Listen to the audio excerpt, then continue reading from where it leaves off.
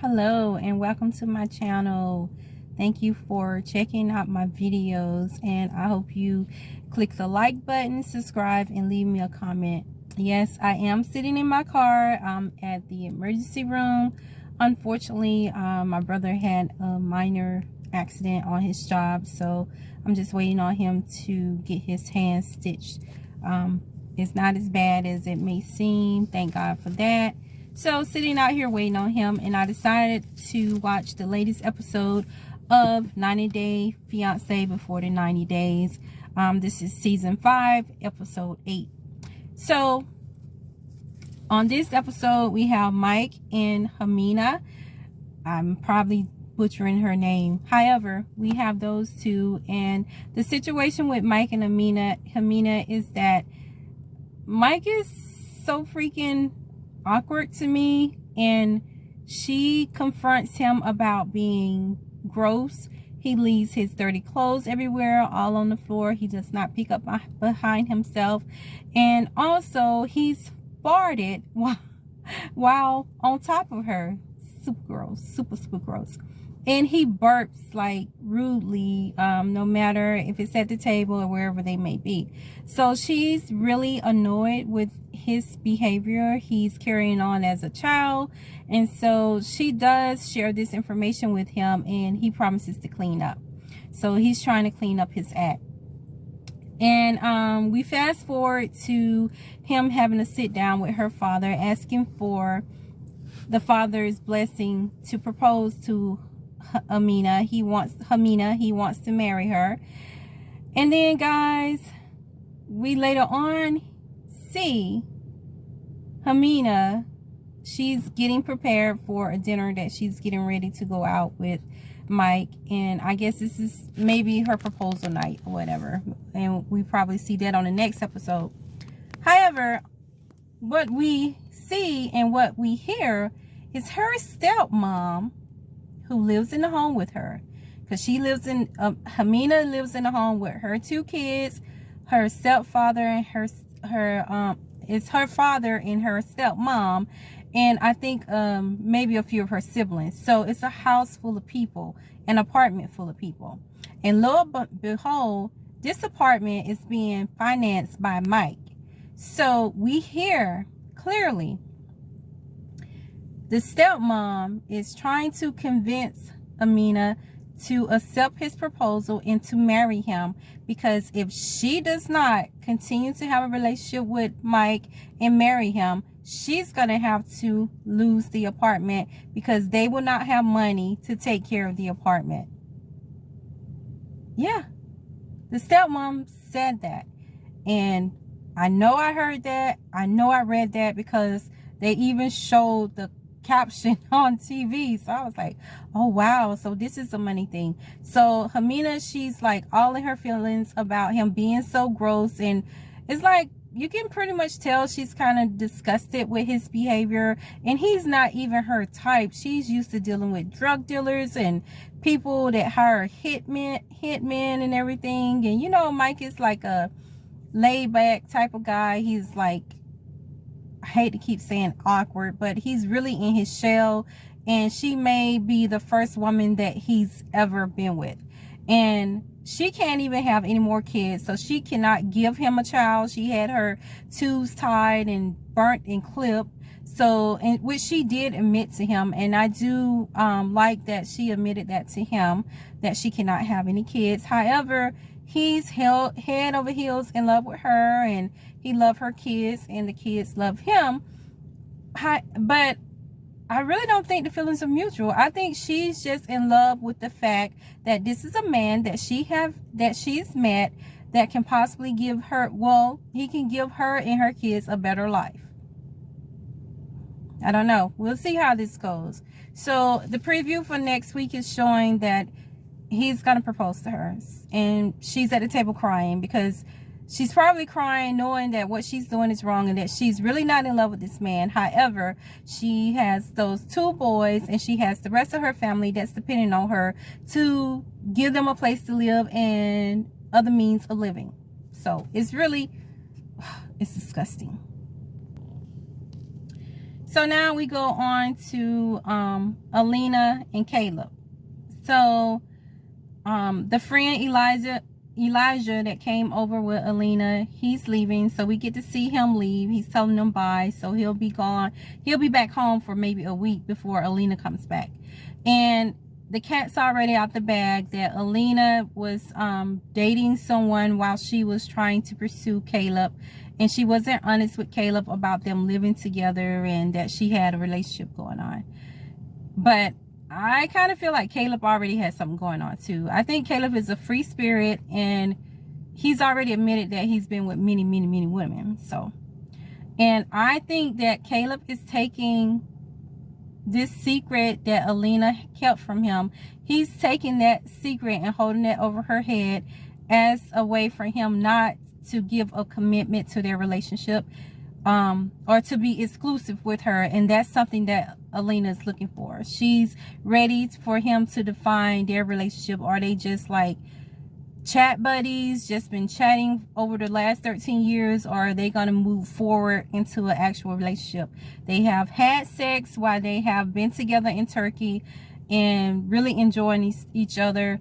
However, Caleb, he's not been able to commit, and he's saying that since she kept a secret from him, that gives him more reason to take his time. And Alina's not feeling that at all. Not at all. So we have Ben and Mahogany. Now, we have not seen Mahogany come forward. We have not met her as of yet. We've only seen like a snap of her picture. And Ben, he's someone that's been catfished before. So his family kind of feel like this is another catfish. Hopefully not. It's really wrong for people to catfish. So Ben, before he leaves for Peru, he receives a message from Mahogany stating that her dad does not feel comfortable with him coming over to Peru to meet her, and he doesn't trust Ben's intentions. So she cuts off communications with him. She stopped texting him. There's no more communication. However, Ben still gets on a flight and he goes to Peru. And I don't know why he was hanging around the airport thinking she was going to be there. She already told you. She asked you not to come. She explained to you what her father felt about you coming over there. So why would you think she was going to be at the airport? So fast forward to the preview. It's showing that he's going to take it a step further, where he's going to actually go to her city, hometown, where she lives at, and look for her. So we will see. As I mentioned, his family thinks this is a catfish. I hope not, because that's not cool. It's not cool at all. Okay, and then we have Ella and Johnny. So Ella, she's on the farm speaking to her parents, letting them know that Johnny is hesitant about coming to the U.S., you know, because of the pandemic and everything. And of course, we've seen episodes before where Johnny's parents admitted that they did not want him to come to the U.S., you know, saying that the numbers are higher in the U.S. than they are in China or whatever. So Ella, she's talking to her family, and she's considering going to Dubai, because Dubai is the place that Johnny would have to go in quarantine for 2 weeks before he would fly over to the U.S. So she's thinking about going to Dubai to spend those 2 weeks with Johnny, you know, since he's hesitant about coming to the U.S. at that time period. So Ella's parents do not agree. They said that she's been in a previous relationship that was with a foreigner, I think an Indian guy, and that did not work out. And they're also concerned about her finances. Like, she needs to continue taking care of her home and also her car. Like, she has finances that needs to be kept up, and they cannot guarantee that they can keep up with her finances for her. So we'll have to see how that turns out. I kind of feel like she will end up going to Dubai and spending time with Johnny there. Okay, so now we're on Kim and Usman. Yeah, Usman, he just wants TV time. I don't even, maybe they couldn't get more people on the show, and this is why we have Usman once again. So anyway, Usman is on this show with Kimberly, as he loves to say. And Kim, she's ready to do the do. Kim, like, she wants to get down with him. She's invited him to her room, and he just want to, like, just lay in the bed and sleep, get some rest. But Kim, she want the D. And she's not shy about asking for it, pretty much begging for it.